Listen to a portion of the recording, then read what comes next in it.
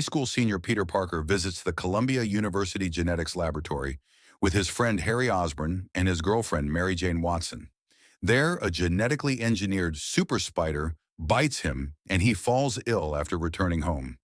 Meanwhile, Harry's scientist father, Norman Osborn, the founder and owner of Oscorp, is trying to secure an important military contract. He experiments on himself with an unstable, performance-enhancing chemical and goes crazy, killing his assistant. The next day, Peter realizes that he is no longer nearsighted and has developed spider-like abilities. He can also shoot webs from his wrists and has quick reflexes, superhuman speed and strength, and a heightened ability to sense danger. Peter ignores his Uncle Ben's advice that, with great power comes great responsibility, and considers impressing Mary Jane with a car. To earn the money for it, he enters an underground wrestling tournament and wins his first match against Bonesaw McGraw, but the promoter cheats him out of his winnings. When a thief robs the organizer's office, Peter allows him to escape in retaliation. Minutes later, he discovers that Ben was stolen and murdered. Peter follows the car thief but realizes that it was the thief he let escape. The car thief escapes but falls out of the window and dies. Meanwhile, a crazed Norman interrupts a military experiment by Oscorp's corporate rival, Quest Aerospace, killing several people. After graduation, Peter begins using his abilities to fight injustice, wearing a spandex costume and the Spider-Man persona. J. Jonah Jameson, publisher of the Daily Bugle, hires Peter as a freelance photographer because he is the only person who provides clear images of Spider-Man. Norman assassinates them after discovering that the Oscorp board is planning to overthrow him in order to sell the company to Quest.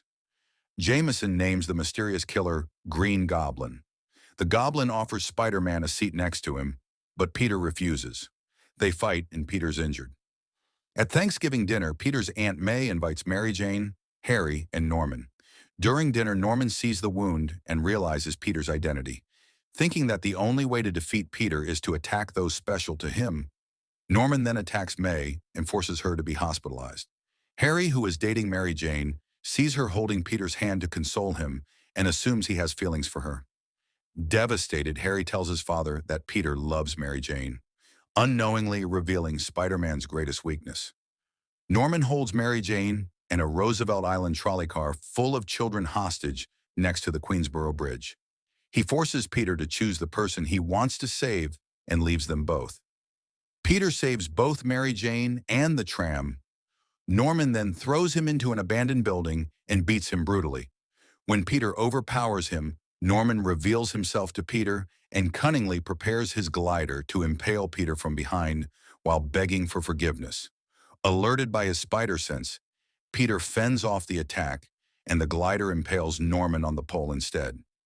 Norman tells Peter not to reveal his goblin identity to Harry before he dies.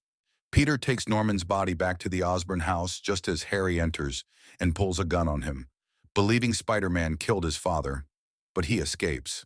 At Norman's funeral, Harry swears revenge on Spider-Man, whom he believes is responsible for his father's death.